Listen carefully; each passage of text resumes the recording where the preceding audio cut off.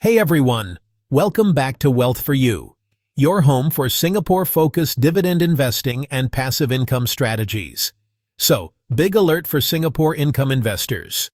The latest 6-month T-bill auction closed at just 1.38%. That's nearly half the yield we saw earlier this year when it was close to 3%. The September SSB issuance offers a 10-year average return of 1.93%, which is way below the highs we saw in late 2022 and early 2023. And yeah, banks are trimming fixed deposit and cash management rates across the board, following the trend. And just 2 days ago, the U.S. Fed cut interest rates by 25 basis points. Its first cut of 2025. And markets are already pricing in 2 more cuts in October and December. So here's the big question. Where can Singapore investors still get a safe, steady yield without taking stock market level risk? Stick around till the end of this video because I'm going to break down the LionGlobal Short Duration Bond Fund, Singapore's first active bond ETF, show you how it works, what its historical performance looks like, how it benefits from Fed rate cuts, and whether it might be the missing piece in your income portfolio. If you find this useful, tap that like button so more Singaporeans can see this and protect their income, and subscribe to Wealth for You for weekly strategies to grow your passive income. And, just a quick disclaimer, this video is for education only, not financial advice. Always do your own research or speak to a licensed advisor before investing. Chapter 1.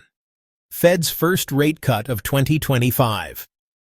On 17 September 2025, the U.S. Federal Reserve made its first rate cut of the year, trimming the federal funds rate by 25 basis points to a range of 4% to 4.25%. This was a significant move because job growth in the U.S. has slowed sharply, and risks to the labor market have started to build. Even though inflation remains somewhat sticky, the Fed signaled that keeping people employed is now its top priority. And here's where it gets interesting. Markets are already pricing in 2 more cuts before the end of the year. If that happens, we could be entering 2026 with global interest rates at much lower levels than today. For Singapore investors, this is more than just U.S. news. When the Fed cuts rates, global bond yields tend to drift lower, and Singapore's own interest rates often follow. That means T-bill yields, SSB step-up rates, and even bank deposit rates could continue falling. At the same time, cheaper borrowing costs can tighten credit spreads, which is generally good news for bond funds, and potentially good for your portfolio if you hold the right kind of bonds. Chapter 2. Falling risk-free yields in Singapore. Back home in Singapore, the impact is already clear.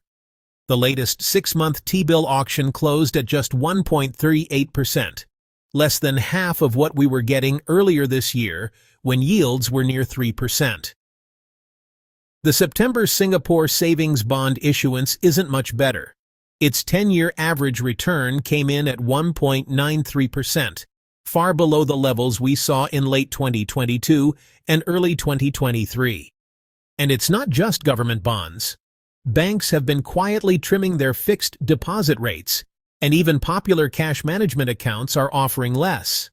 So, if you've been happily parking your cash in T-bills, SSBs, or these short-term accounts, your passive income is going to feel lighter over the next few months. That's why it might be time to look at step-up solutions, ways to keep your money working a bit harder without jumping straight into the volatility of stocks or REITs. Chapter 3. Bonds and Bond Funds Made Simple. Let's take a step back and talk about bonds and bond funds. A bond is basically an IOU. You lend money to a government or a company, and in return, they pay you interest, called a coupon, until the bond matures and you get your principal back. Instead of buying just one bond on your own, you can invest in a bond fund. A bond fund is a professionally managed basket of bonds, sometimes hundreds of them, spread across different issuers, sectors, and even countries. This instantly diversifies your risk, because your money isn't tied to a single borrower. The fund manager does all the heavy lifting, deciding which bonds to buy, when to sell, and how to reinvest the interest payments. This gives you diversification, so you're not relying on a single bond or company. You also get professional management, with experts actively monitoring markets and managing interest rate and credit risks. Plus, you get consistent income because the fund holds many bonds with staggered maturities, giving you a more stable income stream compared to holding one bond that eventually matures. And here's the part income investors love. When interest rates fall, bond prices usually go up. This means you could earn not just regular interest income, but also potential capital gains as the value of the bonds in the fund rises. Chapter 4. What's an ETF? Now that we've covered bonds and bond funds, let's talk about how you can actually invest in them easily through something called an ETF, or exchange-traded fund.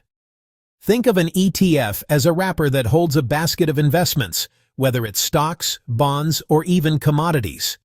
The beauty of an ETF is that it trades on the stock exchange just like any other share, so you can buy and sell it anytime the market is open. ETFs are known for being low-cost, transparent, and convenient. You can see their prices move in real time, you can start with as little as 1 unit, and you don't need to deal with large minimums or end-of-day pricing like unit trusts. Most ETFs are passive, meaning they simply track an index. But the ETF we're talking about today, the LionGlobal Short Duration Bond Fund, which is an active ETF, is different. It's actively managed, meaning there's a professional team behind it making decisions about which bonds to hold, when to adjust the portfolio, and how to manage risks. That gives it the potential to respond faster to market changes than a purely passive fund. Chapter 5. Meet the Lion. Global Short Duration Bond Fund.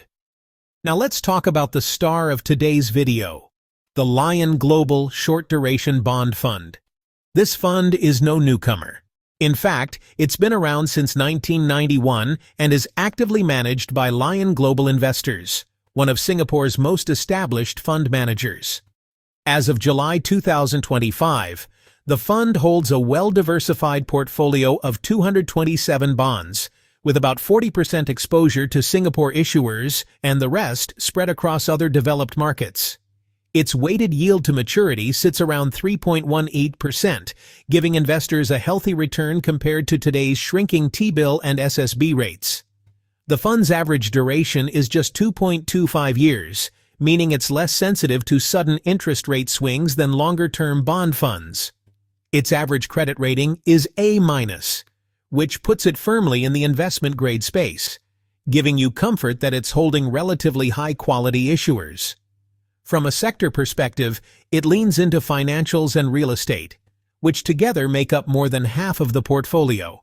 Not surprising, since many Singapore corporate bonds come from these sectors. And how has it performed? Well, the track record is impressive. It's delivered positive returns in 13 of the last 14 years. In 2023, it returned plus 4.2%. In 2024, it returned plus 4.6%, and as of July 2025, it's already up plus 3.5% for the year. Even during the tough Fed hiking cycle of 2021 to 2022, when bond prices everywhere fell, the fund did experience a drawdown of around 7.5%, but it eventually recovered as rates stabilized. All this makes the LionGlobal Short Duration Bond Fund a very attractive middle ground for conservative investors. It offers higher yields than T-bills and SSBs, but with much lower volatility than equities or REITs, making it a solid foundation for a steady income portfolio. Chapter 6. The New Active ETF, SBO. Here's where things get exciting. This September, LionGlobal is taking this well-established fund and bringing it to the SGX as Singapore's first actively managed bond ETF. This new share class, traded under the ticker SBO, gives investors all the benefits of the original fund, but with the added convenience of an ETF. That means you'll be able to pay lower fees. The management fee is just 0.25% per annum, compared to 0.5% for the unit trust version. You can trade anytime during market hours through your SGX broker, just like you would with a stock. You can also start small, since you can buy just a single unit, perfect for investors who want to build exposure gradually. Plus, you'll receive quarterly payouts, targeted for March, June, September, and December, providing a steady income stream. The initial offering period runs from 8th to 23rd September 2025, and the ETF will officially list on 29th September 2025 on SGX. The timing couldn't be better. With interest rates falling and more Fed cuts expected, this ETF could allow you to lock in attractive yields now, before future SSBs and T-bills reset to even lower levels. Chapter 7. The Risks You Should Know. No investment is completely risk-free, and it's important to go in with your eyes open. The LionGlobal Short Duration Bond Fund is designed to be relatively stable, but there are three main risks you should keep in mind. First, there's credit risk. Even though the fund's average credit rating is A-, which is firmly in investment-grade territory, that doesn't completely eliminate the possibility of a bond issuer running into trouble. If a company defaults or its credit rating is downgraded, the price of its bond could fall. This is where active management matters. The fund managers can step in, sell weaker holdings, and adjust the portfolio to mitigate these risks before they worsen. Second, there's price risk. Bond prices move in the opposite direction of interest rates, so if rates suddenly rise, the value of the fund's holdings can fall. We saw this play out in 2021 to 2022, when the fund experienced about a 7.5% drawdown during the Fed's fastest tightening cycle in decades.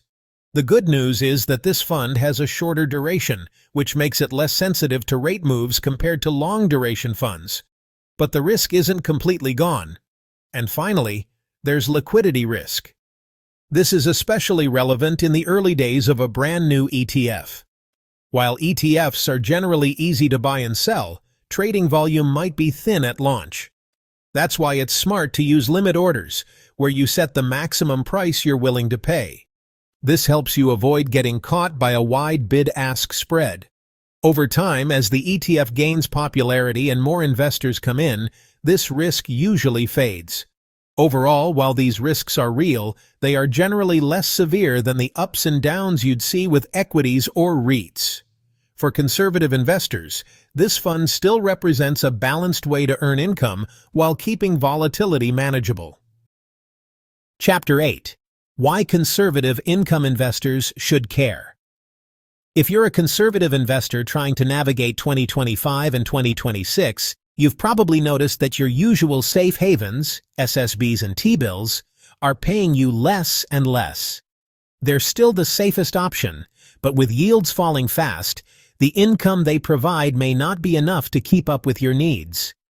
On the other end of the spectrum, REITs and stocks can deliver higher returns, but they also come with big price swings, something many income-focused investors would rather avoid, especially if you're counting on that money to cover monthly expenses. That's where the LionGlobal Short Duration Bond Fund ETF comes in. It offers a middle-path steady, predictable income, some potential upside as interest rates continue to drift lower, and much lower volatility compared to equities or REITs. And the macro environment is turning supportive. The Fed has already started cutting rates, with markets expecting more cuts through the rest of 2025. By mid-2026, there's a good chance we could see an even more dovish Fed chair, which could keep borrowing costs low for longer, a tailwind for bond prices.